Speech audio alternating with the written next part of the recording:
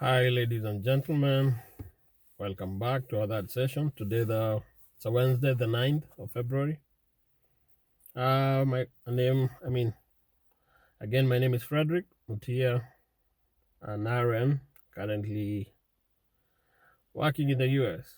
So, as we said earlier on, today's session would be about what you need to get ready before you consider starting this process. And so, I've tried to organize this in a few classifications. So the first one would be gadgets that you need, skills that you need to work on if you've not already worked on them. The third one would be the apps you need, applications, mostly for your phone, and documents. All right. I will try and do another session on these. I expect a lot of questions, if any. If not, hopefully I'll have done it in a conclusive way. So the first thing is gadgets. So you need a laptop. Make sure this laptop has a good battery and a good charger, so that once you charge it, it's able to give you at least a minimum of 2 hours while you're using it off the charging unit. And if the battery is not so good, make sure you have a dependable charger so that you can connect it whenever you're using it. If you have a very poor laptop, if you have a very old laptop, I would really encourage you to get one that's convenient for you. It really make your life easier, because there'll be storage of documents both for your studies and all your other official documents in soft copies. So you need something you can depend on. Some people also buy external hard drives. That's what I use. And I scan all these documents and I save all these notes and books in PDFs and organize them in the external hard drive. But my laptop was also good, so I just had a backup.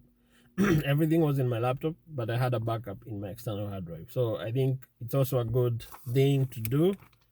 So make sure you buy a hard drive. If you cannot afford a hard drive, you can buy a flash disk. The external hard drive I bought was around, it was about 1 terabyte worth of space. It was around 7,000. I hope it's cheaper now with all these things coming from China. Yeah, and the flash disks are also very cheap. So 1, laptop. 2, hard drive. 3, smartphone. Please make sure you have a phone that is dependable. If you have a phone right now, make sure it's either an LG, a Samsung, Motorola, or a Nokia. Hizi sijui Oppo, sijui nini, hizo they will not work here. So I would highly recommend a Samsung or a Nokia. Let's just say Samsung, because once you come here, you're able to continue using the Samsung instead of buying a new phone. And it's also very cheap to buy a phone home than here. Here they don't sell you phones, they sell it as a package, but when you do the maths, you realize that you're really paying more. Yeah, so make sure you have a good smartphone. How good is this smartphone? Make sure it has a good enough space, internal memory, and enough external memory. External memory is the micro SD card that you're able to buy. Make sure you get as much space as possible, because you will need to save a lot of audio notes, a lot of PDFs, and also you will need to access the internet a lot. Okay.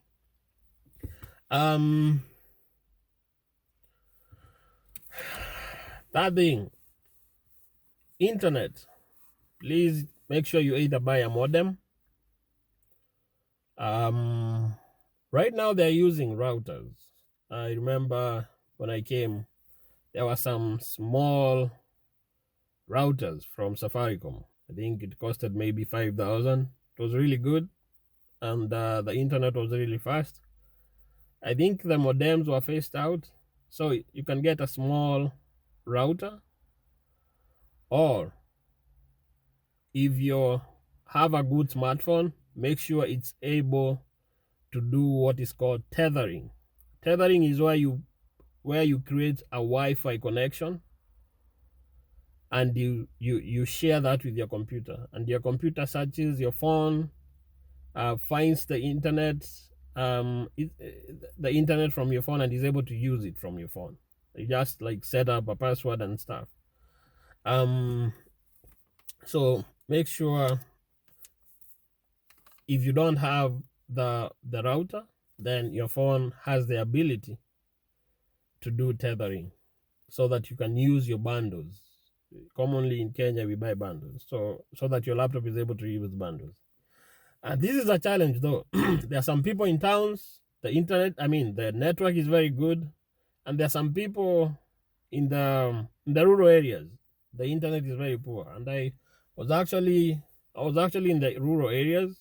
The internet was extremely poor, and sometimes even being able to access the internet was a challenge.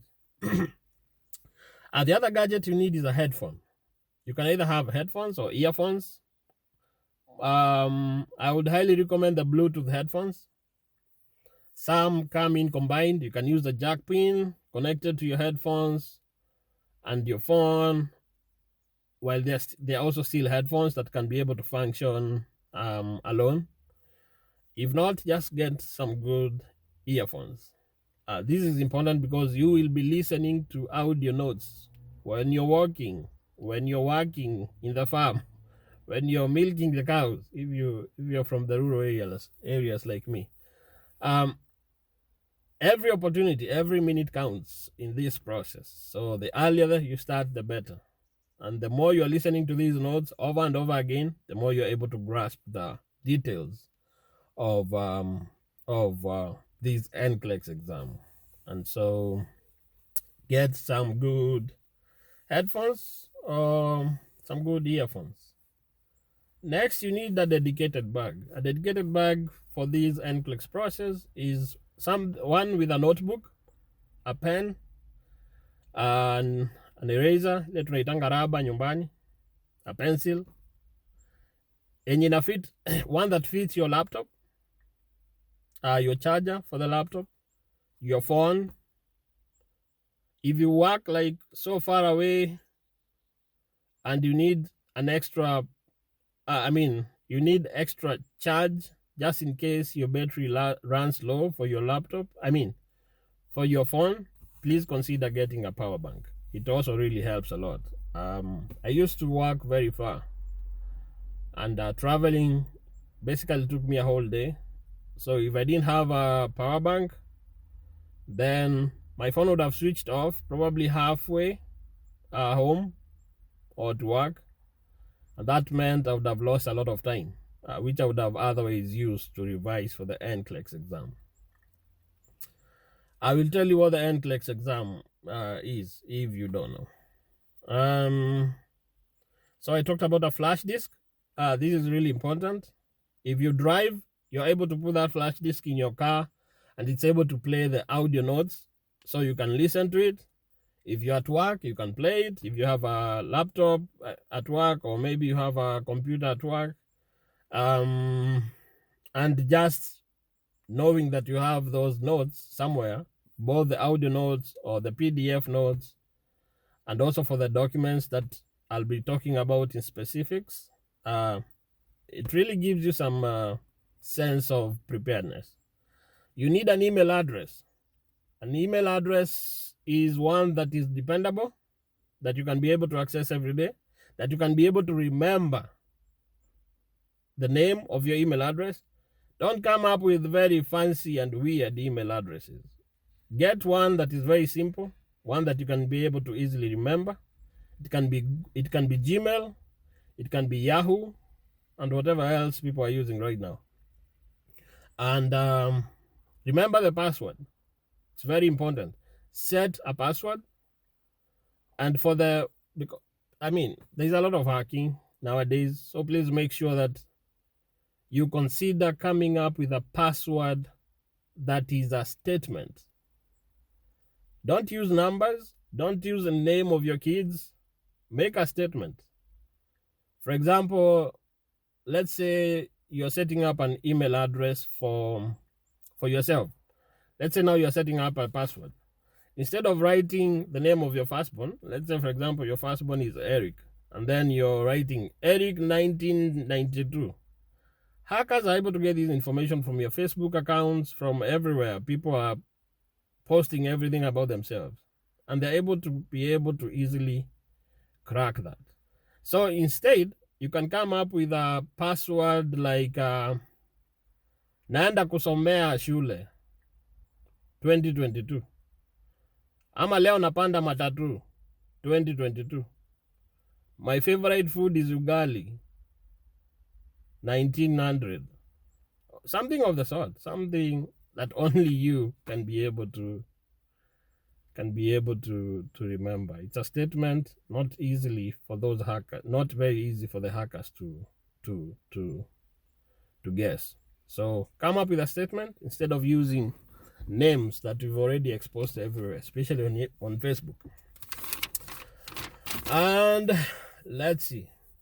And one thing about the email address is for you to be able to have an Android phone, because I think that's what people mostly have, you have to have a Gmail account.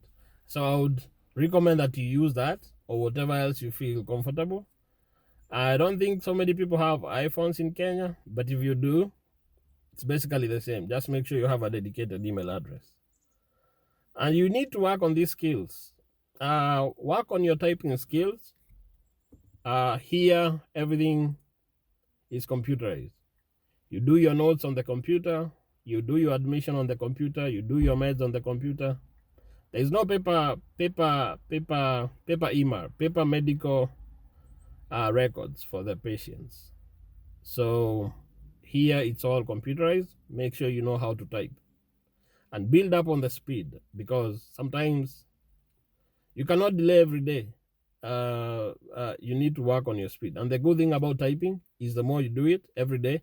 In fact, if you only do it for 30 minutes every day, you're able to really improve your typing skills.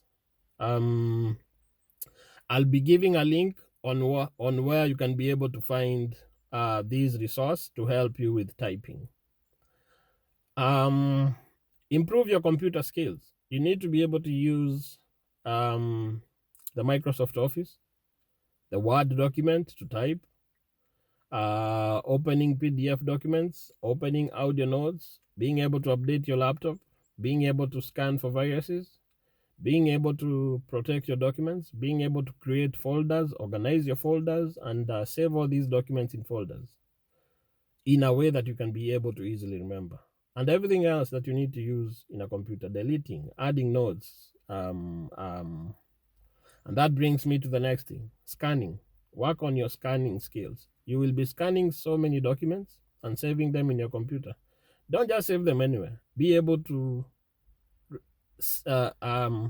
organize these documents in a specific folder, in a place that you want to access them.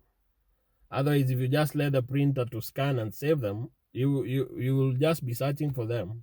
You don't know where they are, but you can be able to save them on your desktop in a dedicated folder that you name.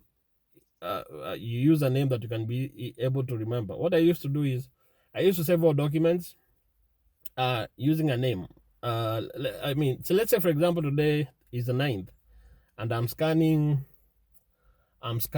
my college certificate.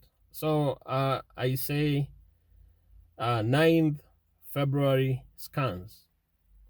That is the folder. And then I create a subfolder inside there. So it would be like college transcript, college certificate, NCK license, NCK certificate. Like they're all there. You're able to see them. So work on your typing skills work on your scanning skills for the documents, and work on generally your computer skills. You need to be able to switch on that computer, switch it off, search for documents, update it, and all that fun stuff with the computer. You cannot say, I hate computers. Don't, because here, everything is computerized. You also need to work on your skills, ability to download. You don't just download documents. You need to be able to be sure that the document you're downloading is a safe document. You will download viruses into your phone, into your laptop, and it will mess you up. So one thing you want to make sure when you go to these sites, internet sites, you want to make sure that it starts with HTTPS. The S stands for secure. But if you go to some sites with HTTP, there is no S. Be very careful. If you have a good antivirus, it's going to alert you. If you don't, unless you're very sure that this is a document that you need, and it's probably not secure because someone doesn't want to pay for it, then you can download. But if this is a document you have no idea what it is, probably just popped up on your screen, and it's trying to threaten you like, hey, a virus will hit you in 30 seconds if you don't download, blah, blah, blah. Don't. Cancel that, get out. So you need to be able to safely access the internet, work on your internet skills, ability to download and organize your files in your computer or your phone, because all these gadgets have these abilities. So make sure you use your internal and your external memory very well. As much as possible, always saving the external memory. That is your memory card for your phone.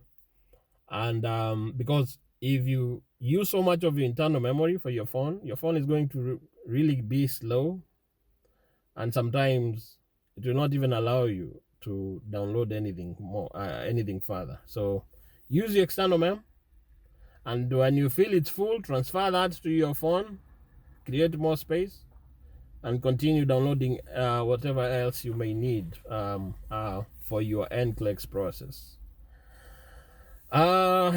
This is the fun one. Driving. You need to work on your driving skills. Here, here in the US, most of the roads, especially on the highways, the speed limit is 65 miles per hour. That's like, that's like 110 kilometers per hour. So you should be able to drive and feel confident driving at such speeds. But in the residentials where people live, you're expected to drive between 20 and 30 miles per hour. And still, that's something, because it's like about 30 to 40 kilometers per hour. So it's still some speed, and it needs serious skills.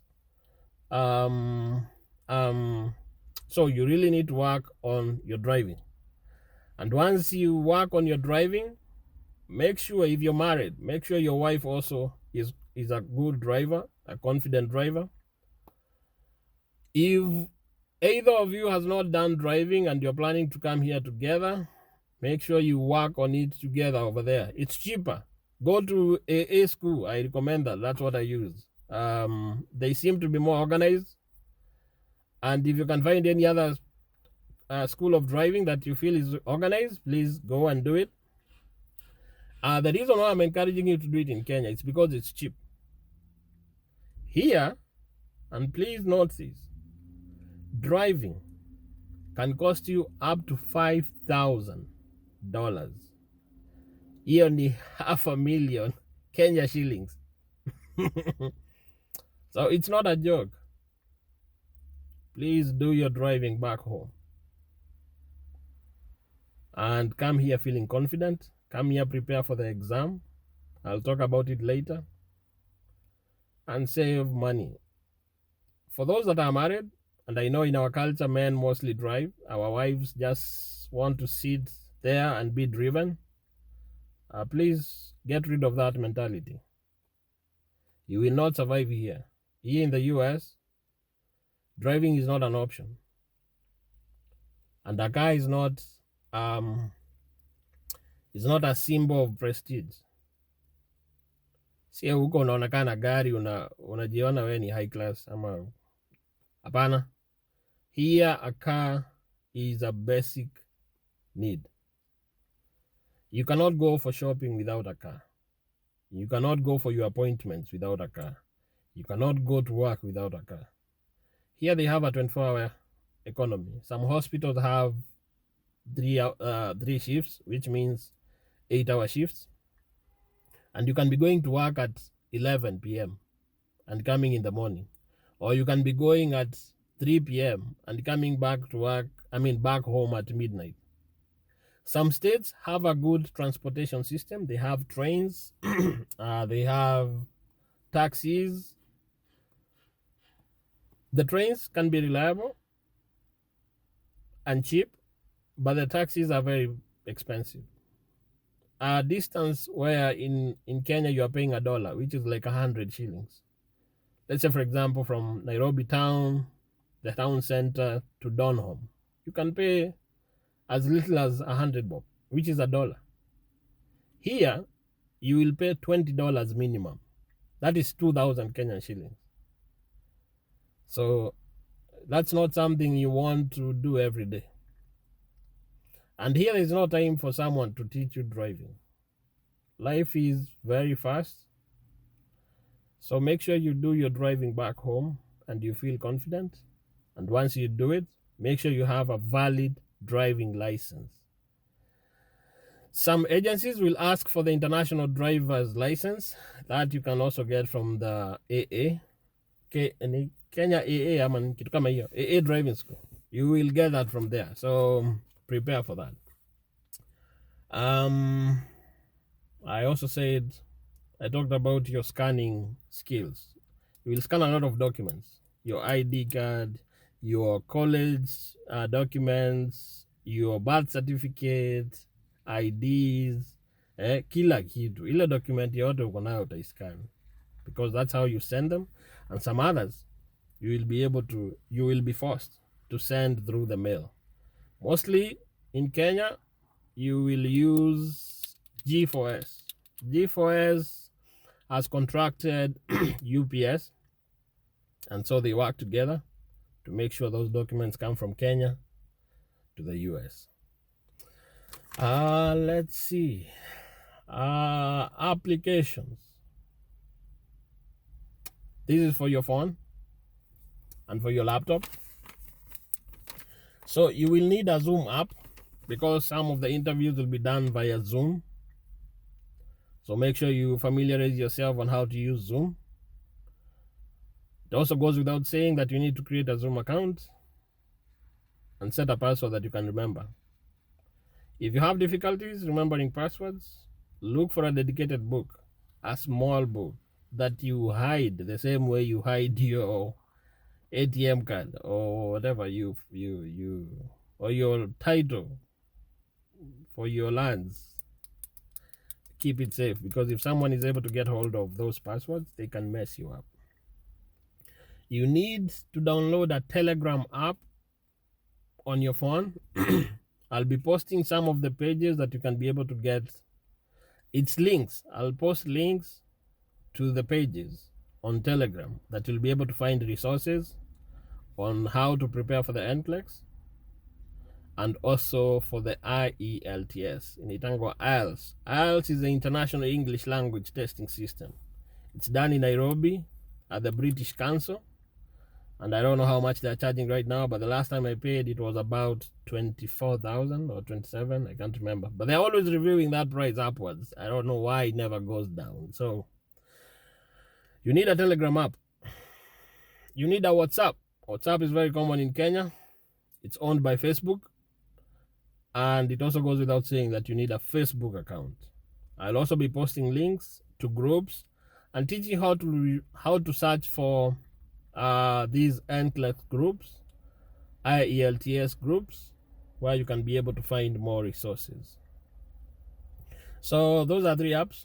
Four. So Zoom, Telegram, WhatsApp, Facebook. You need search engines, dependable search engines. Let's see, you need Google Chrome and Explorer. I recommend those two because they are safe. They've been able to work on their security features over the years. There are some apps in Kenya, especially, I know, and you just get hacked all the time because they're not safe. So use these ones. They are well known. They are free, and they're easy to use. And the important part, documents. Get your documents ready.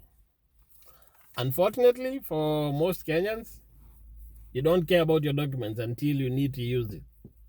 In this case, you need everything ready. Let me see what I mean. You need your birth certificate.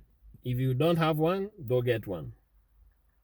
Number two, you need your ID. You're over 18, you need an ID. For your kids, you only need a birth certificate. That's for the people that are married and with kids. If you're not married, you only need your birth certificate. If you're married, you need your marriage certificate. Not affidavit. They don't take affidavit. So if you can afford a wedding, do it. Get that marriage certificate. If you cannot, go to the AG. It's very cheap. I think you only pay for, 5,000 or 4,000. And they give you like a month, 90 days. They search you in their records to make sure that you're not doing anything illegal. And then they allow you to do a wedding. You can do it in their offices, free of charge. Bila madoido mingi. So work with your budget. If you're from the rich families, do whatever you want. If you're from the ordinary Kenyan families who struggle every day to make ends meet, work with a practical budget. It's all about it. It's not about anyone else. You're not trying to impress anyone. End of the day, after the wedding, it's just you and your wife and your kids. So don't strain yourself to impress. Na watu wanjoricheke kama mimi. Huko Maua Meru, kuna wazee wetu wanjoricheke. Wanakuandikianga barua ati umeoa tarehe hii nini. Hiyo document ni muhimu sana, lakini huko nyumbani hapa hawatambui. So kama uko na barua njoricheke, hiyo weka safe, weka poa. Ni document ya heshima sana. Hiyo ni culture yetu, lakini hiyo huwezi tuma huko. So make sure you have a marriage certificate. And they usually give 2 copies. So you can keep one. You can give your spouse the other. Or you can keep both if that works for you too. So that if one loses one, at least the other one has a copy. And they are both original copies. And I think also the serial number is the same. You need passports. Immigration passports. Make sure if you're alone, go to your house, get one for yourself. If you're married and have kids, make sure you have a passport for each and every one of you. For the passport process, you have to create an account with Huduma Center ama tunaitanga nini? E-Citizen. Good. E-Citizen, unaenda pale unafungua account na unajaza hizo forms. Open an account through E-Citizen. Go to immigration, passport and control something. Fill those forms. Get all the documents ready that are needed. It's a lot of work. You need a checklist to make sure you have everything. Otherwise, you'll get an appointment. You'll go to Nairobi or wherever you'll get the appointment, and then they'll turn you back.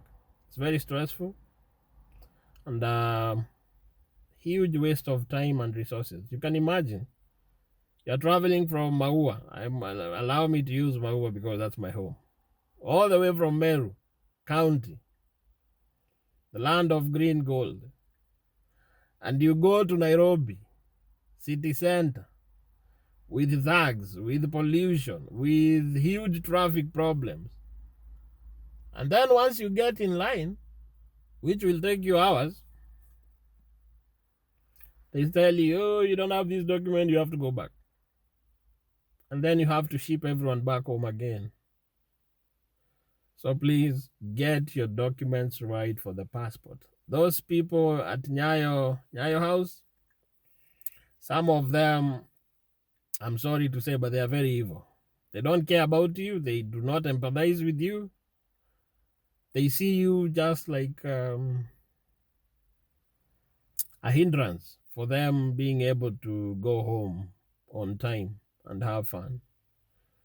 So they will not care about you. So you need to care about yourself, and you need to work together with someone to help you. That, as I said, there's a checklist. So you go. Do I have this? Yes, check. Do I have this? Check. Once you see everything is checked, organize them in the way they've been listed, and put them in different envelopes if you guys are many. And now you can plan for the trip. Transcripts. You need a transcript from your primary school. You need your KCPE certificate. You need your transcript from your secondary school. You need your KCSE certificate. You need a transcript from your college, whether it's the diploma, whether it's the higher diploma, whether it's the BSN, whether it's your master's, whether it's your PhD. You need all those transcripts and the certificates related to them. You need your NCK license. You need your NCK certificate. And the license has to be valid and up to date. You need your driving license. You need your ID, national ID. Currently, I'm hearing things about Huduma number. If you're able to get it, it's better for you. You don't know what will happen later. So it's just safer for you to have everything.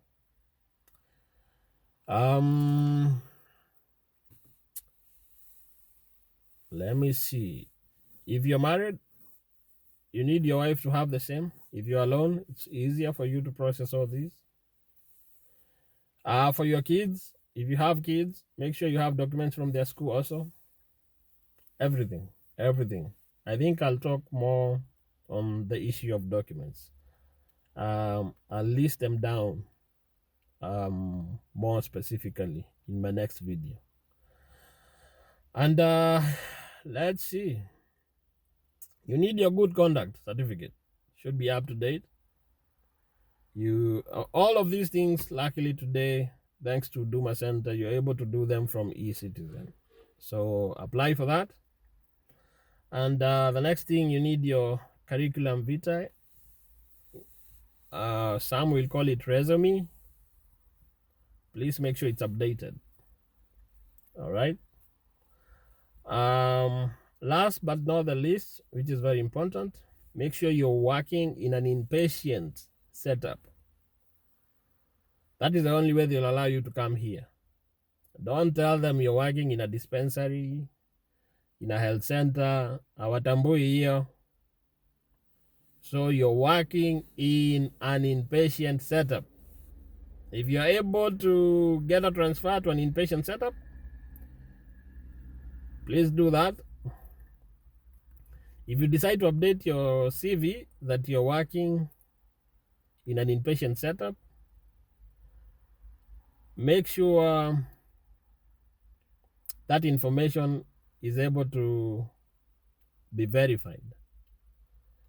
And especially if you're working in an hospital whereby they have a website or an email, some of the agencies will call and send emails to your employer without asking you. So please make sure that you don't put false information. If you're in a place that, some counties, I know some hospitals, they are hospitals, but they don't have websites. They don't even have Gmails. I don't know. Nowadays, maybe they have emails because of the KEMSA processes. but that's probably just for the pharmacist. Then maybe you may be lucky because some of the agencies will never be able to verify. But Nursing Council will verify that you're a nurse. Yes, indeed. And all these should be able to help you to migrate to the US. That's it for today. I'm hoping people will have questions. If not, well and good. I'll review and I'll come up with another presentation on documents and list them down specifically. And I'll go through again my presentation today just to make sure I did not miss anything. If you're out there, probably in the US already, or you probably tried this process and you think I missed out on something, please add under the comments, and we can be able to help people together. We can be able to help each other together on this journey to be able to successfully immigrate and try your luck here in the US. Otherwise, that's it for me. Have a lovely day, evening, a lovely week. See you again on Wednesday. This is Frederick Mutia, RN. Thank you and be blessed. Bye.